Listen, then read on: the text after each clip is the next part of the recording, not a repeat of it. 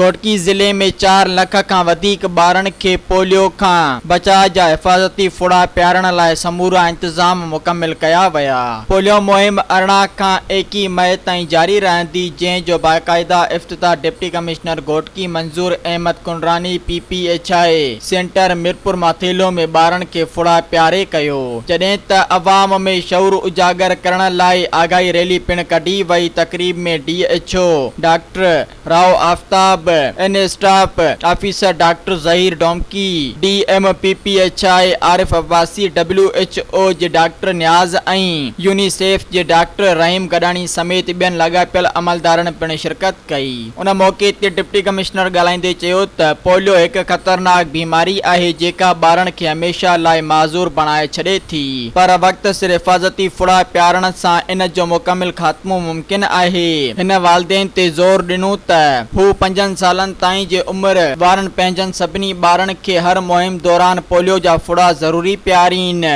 हिन DHO खे हिदायत कई त ज़िले भर में फील्ड टीमुनि, ट्रांजिट पॉइंट्स ऐं फिक्स्ड साइडुनि जी मुवसर निगरानी कई वञे त जीअं को बि ॿार हिन मुहिम खां महरूम न रहे।